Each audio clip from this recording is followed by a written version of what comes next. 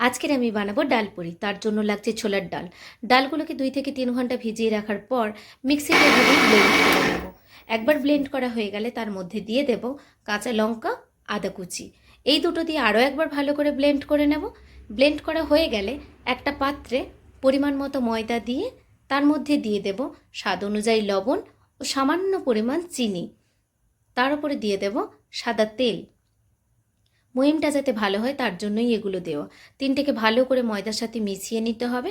মেশানো হয়ে গেলে অল্প পরিমাণ জল দিয়ে ভালো করে একটা সফট ডো বানিয়ে নিতে হবে। ডোটাও কমপ্লিট হয়ে গেছে আমাদের।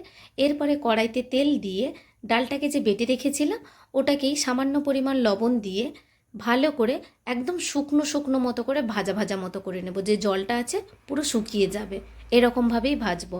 ভাজা ঠিক কমপ্লিট হয়ে গেছে। এর মধ্যে দিয়ে দিচ্ছি ছোটো এক চামচ গরম মশলা গুঁড়ো। ডালটা ঠিক এরকম হয়েছে আমাদের।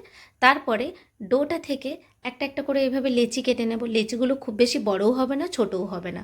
লেচির মধ্যে 1 চামচ করে ডালের পুর দিয়ে দেব। খুব বেশি করে দেব না, তাহলে লেচি পুরটা বেরিয়ে যাবে। ডালগুলো দিয়ে এভাবেই লেচিটা গোল গোল করে নেব, যাতে ডালগুলো বেলার সময় বেরিয়ে না যায়।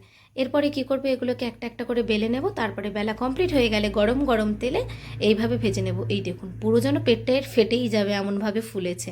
আর সাথে পরিবেশন করব গরম গরম আলুর দম দিয়ে। ভিডিওটি কেমন লাগলো লাইক করবেন এবং সাবস্ক্রাইব করে দেবেন। Thank you.